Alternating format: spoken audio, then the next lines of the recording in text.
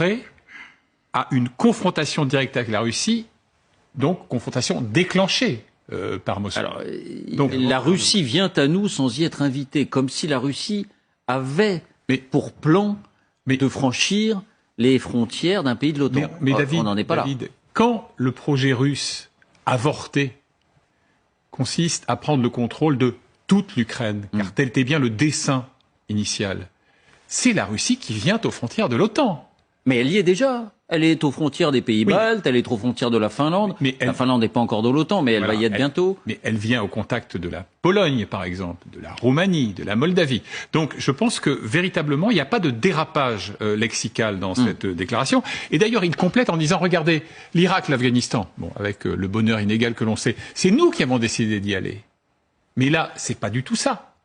C'est dans la situation où il y aurait, et d'ailleurs vous avez employé le mot vous-même tout à l'heure, en le citant, un dérapage russe.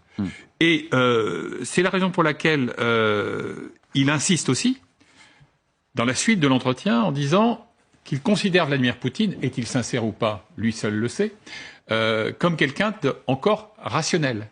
Il dit qu'il est convaincu que Poutine et le Kremlin ne vont pas recourir à l'arme nucléaire. Donc il s'inscrit vraiment dans la fonction qui est la sienne.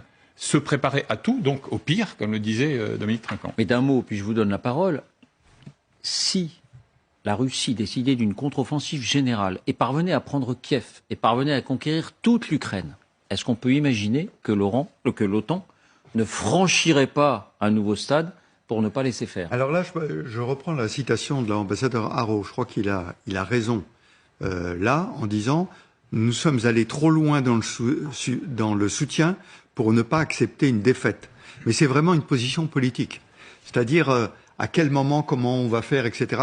Mais pensez bien que nous nous sommes trop engagés pour ne pas accepter une défaite. Mais précision, ne pas accepter une défaite, ça voudrait dire dans ce cas-là engager des troupes au sol? Ça peut vouloir dire ça? Je répète, c'est une position politique qui ne se présuppose pas de où seront les troupes russes à ce moment-là. Est-ce que la défaite, ça veut dire qu'ils seront sur la frontière des pays baltes, de la Pologne, etc., etc. Ils ne rentrent pas dans ce détail-là. Mais je crois que politiquement, mais à la limite, c'est un signal en direction de la Russie. Oui, mais Jean-Dominique Merchet, notre ami, si une offensive russe réussit à prendre Kiev, si l'armée ukrainienne est sur le point de s'effondrer, la question se poserait, la question d'une intervention au sol des troupes de l'OTAN. Disons que les questions se poseraient. La question se poserait. Vous êtes d'accord? La question se poserait? La question se poserait.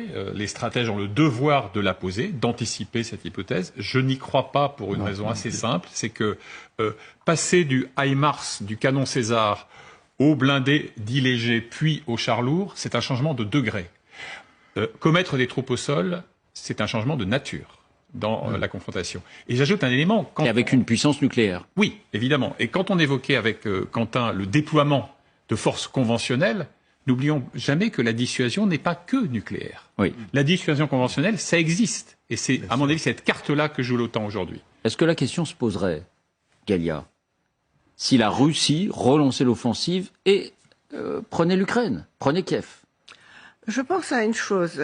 Il y a beaucoup d'experts qui pensent que l'armée ukrainienne aujourd'hui est probablement la meilleure armée de l'Europe. En tout cas, la plus aguerrie, la plus combative, la plus expérimentée, qui a non seulement derrière elle 1 an de guerre avec un adversaire 4 fois supérieur, mais aussi 8 ans dans le Donbass. Pour l'OTAN, aujourd'hui, cette armée, puisque nous avons défini la Russie comme adversaire, ou plutôt c'est la Russie qui nous a définis comme adversaire, l'Occident collectif, cette armée est un énorme atout. Et je pense que aujourd'hui, non seulement l'Ukraine est intéressée à avoir des armes occidentales, une aide occidentale, mais en fait, l'OTAN et les pays occidentaux, soit ils en sont conscients, soit ils en seront bientôt conscients, ne peuvent pas se permettre de perdre cette armée. Est-ce que ça signifie, ne peuvent pas se permettre de perdre cette guerre, que si la Russie, avec 200 000, 300 000 mobilisés en plus, les vagues successives comme on l'évoque, arrive, et en passant par la Biélorussie, imaginons tous les scénarios, arrive à prendre Kiev, il faudrait que l'OTAN s'interroge sur l'envoi de troupes au sol? Non, je pense que l'OTAN doit s'intéresser beaucoup plus tôt. Il faut à tout prix empêcher l'armée russe de prendre Kiev. Donc avion, Ah.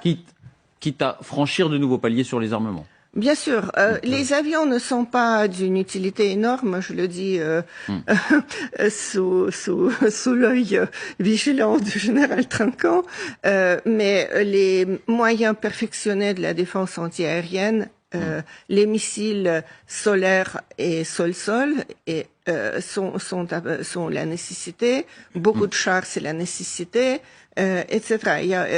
Mais il faut à tout prix empêcher la Russie à prendre l'Ukraine. Personne ne vous contredira. Et je dis encore une fois que parce que non seulement cette armée qui pourrait nous servir à l'avenir d'un meilleur rempart dans une autre guerre avec la Russie est perdue, c'est assez catastrophique. Vous n'avez pas tout à fait répondu à ma question, Galia. Personne n'imagine aujourd'hui, compte tenu du soutien occidental qui ne cesse de croître et de franchir les paliers, mais Vincent le disait, c'est une question de degré, pas de nature. Personne n'imagine que la Russie puisse conquérir Kiev. Mais si c'était le cas, est-ce que l'OTAN devrait s'interroger sur un changement de nature de cette guerre? Non, j'ai répondu que l'OTAN doit réagir avant, bien oui. avant. Oui, si une grande offensive sur plusieurs fronts de Moscou commence, ce sera peut-être le signal pour l'OTAN. Pour des troupes au sol? Probablement même pour les troupes au sol. Même si la Russie est une puissance nucléaire. Mais l'OTAN aussi a des armes nucléaires. La question n'est pas là. La dissuasion dans le conflit. Oui. Bon. Anticiper, et vous, Alexandre? Anticiper. C'est ça le mot-clé. Parce que ce qui fait une faiblesse de l'Occident aujourd'hui, c'est que nous avons toujours, souvent en tout cas, un temps de retard. Donc nous sommes plutôt dans la réaction et pas dans l'anticipation. Rob Bauer, si je me trompe, pour me corriger, n'est pas le porte-parole officiel de l'OTAN. Non. Donc, c'est-à-dire, c'est un peu, si on me permettait de dire, Andrei Melnik de l'OTAN, qui s'exprime presque à titre personnel. C'est-à-dire, c'est un lanceur d'alerte. Non, mais là, Non. Général Trinquant nous dit, il ne le fait que dans une perspective défensive. La formulation de sa phrase pouvait être ambiguë. Le général Trinquant nous dit, c'est clair et net, c'est uniquement si l'OTAN était attaquée, alors elle est prête à une confrontation directe avec Moscou et rien d'autre. Il teste les limites, c'est-à-dire il peut se permettre, sans être le porte officiel de l'OTAN, ils peuvent se permettre des formules que, par exemple, le porte-parole officiel ne peut pas se permettre. Et ça nous renvoie à cette problématique que j'ai évoquée, il faut toujours anticiper. C'est une sorte de lanceur d'alerte. Finalement, lanceur de ballons d'essai. Parce qu'aujourd'hui, et tout le monde peut constater, nous vivons dans un monde où la seule certitude, c'est l'absence de toute certitude. Et ce qui nous paraît aujourd'hui absolument impossible devient presque banal demain. Donc, c'est-à-dire toutes les lignes rouges que nous nous sommes fixées aujourd'hui sont complètement estompées. Et peut-être la seule ligne rouge qui reste, c'est justement la présence des troupes au sol. Et celle-là aussi vous semble franchissable? Et justement, il teste les limites parce que aujourd'hui, il faut comprendre une chose, que nous ne pouvons plus nous permettre de permettre à Poutine de gagner cette guerre. Nous devons tout faire. À tout prix. À tout prix. Nous devons tout faire pour que l'Ukraine gagne. Parce que l'Ukraine, c'est nous.